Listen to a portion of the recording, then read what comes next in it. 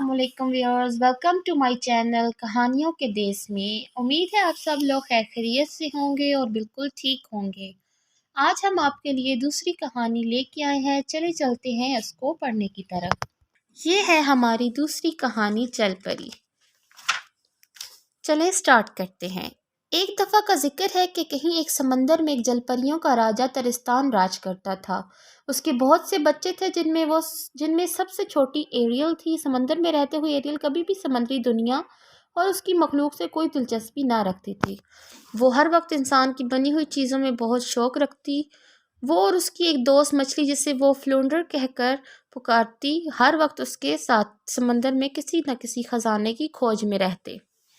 ये देखिए, आपको नज़र आ रही होगी ये जलपरी, और ये जो वो तलाश कर रहे हैं सोना वगैरह, खजाना वगैरह। और ये इसकी फ्रेंड। लगता है इनके हाथ खजाना लग गया। चलो चले पढ़ते हैं। वो दोनों इस मुहिम में बहुत दूर दराज निकल जाते और बड़े बड़े ख़तरात से ये अक्सर औकात दो चार रहते।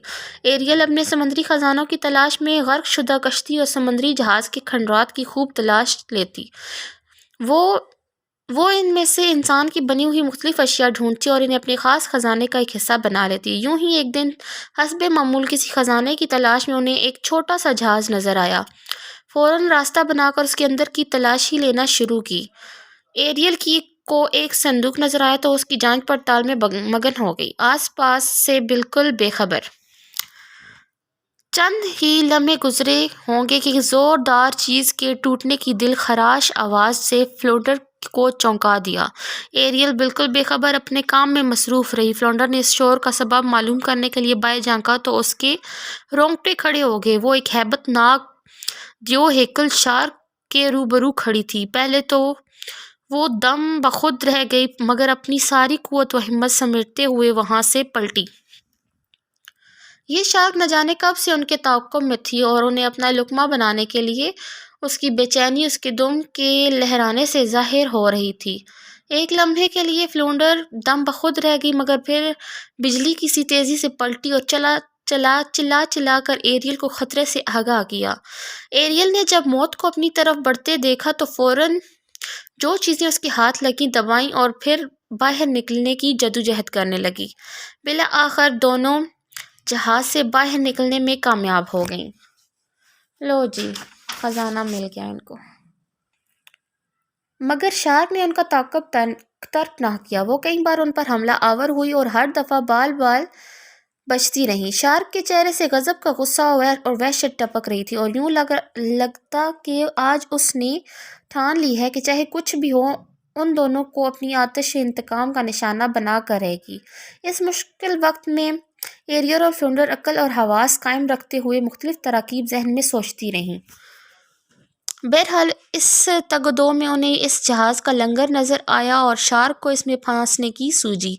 उन्होंने शार्क को लुकमा दिया कि वो उनका पीछा करते हुए लंगर के सुराख में से गुजरे।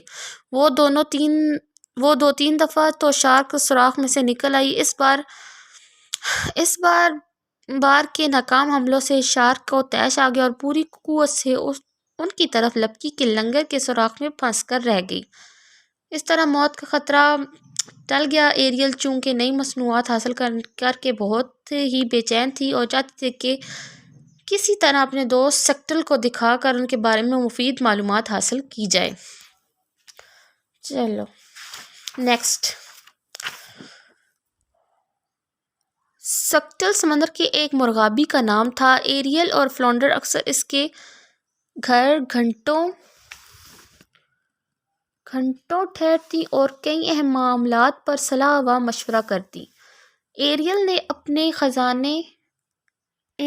ख़जाने को मुतारफ़ करवाया और स्कटल ने उनके बारे में मुफीद मालूमात हासिल की।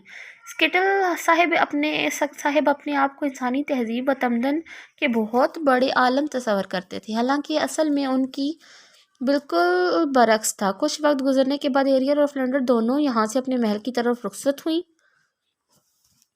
एरियल अक्सर अपनी कीमती अशिया एक खुफिया गार में छुपा कर रखती थी। उन्हें यहाँ पहुँचे अभी थोड़ी ही देर गुजरी होगी कि अचानक चांद की रोशनी मानद पड़ गई और हर तरफ साए फैलने लगे। ایریل اور فلونڈر نے یہ دیکھنے کے لیے کہ یہ سایہ کس چیز کا ہے، جب سطح سمندر میں آ کر جائزہ لیا تو معلوم ہوا کہ بہت بڑا بحری جہاز اپنے سفر پر گامزن ہے۔ ایریل کو یہ جہاز بہت پسند آیا۔ اس نے فلونڈر سے کہا کیوں نہ اس جہاز کو قریب سے جا کر دیکھا جائے۔ ایریل اور فلونڈر جہاز کے بہت قریب پہنچ گئیں اور ان پر سوار لوگوں کا بخود جائزہ لینے لگیں۔ اس جہاز کا مالک ایک خوبرو شہزادہ تھا۔ اچانک موسم نے پلٹا کھایا اور تیز آندھی اور طوفان نے انہیں آ لیا۔ یہ آپ کو نظر آ رہا ہوگا پکچر میں کہ کتنا تیز آندھی طوفان آ گیا ہے اور یہ اب اپنے آپ کو بچانے کی کوشش کر رہے ہیں۔ جہاز اس طوفان کی زد میں آ گیا۔ تندو تیز آندھی کے تھپیڑوں سے جہاز پوری طرح ڈگمگانے لگا۔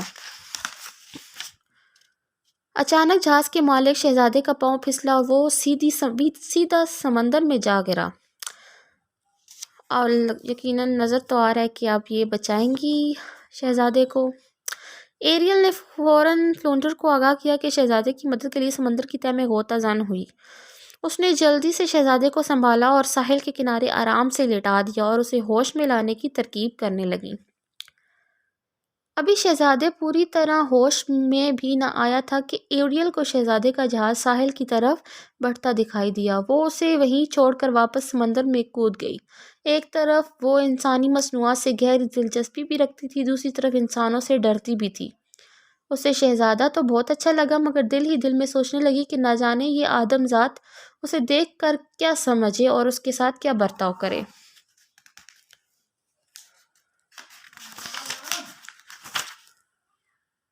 ایریل واپس اپنی خفیہ غار کی طرف چلی گئی۔ فلونڈر پہلے سے وہاں موجود تھی۔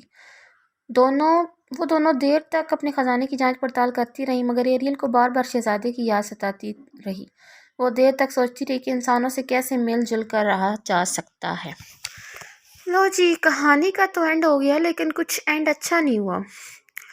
ویسے سوچ رہی ہوگی جل پری کہ کیسے رہا جا سکتا ہے۔ ہاں، ہم جیسے عام انسان تو ایسے کرتے ہیں کہ جب بھی کوئی ایسی چیز دیکھتے ہیں جل پری وغیرہ تو ہم تو اس پہ ٹوٹ پڑتے ہیں۔ اگلی تو وہ جو ہے وہ تو پریشان ہو جاتی ہے۔ لیکن چلیں، امید ہے آپ کو آج کی ہماری یہ ویڈیو ضرور پسند آئی ہوگی۔ ہماری ویڈیو کو لائک اینڈ سبسکرائب کرنا نہ بھولیے گا اور مزید معلومات کے لیے بیل آئیکن کو لازمی پریس کیجیے گا تاکہ آپ کو ہماری آنے والی ویڈیوز کی نوٹیفیکیشنز ملتی رہیں۔ Thank you for watching our video. اپنا خیال رکھیے گا۔ اللہ حافظ۔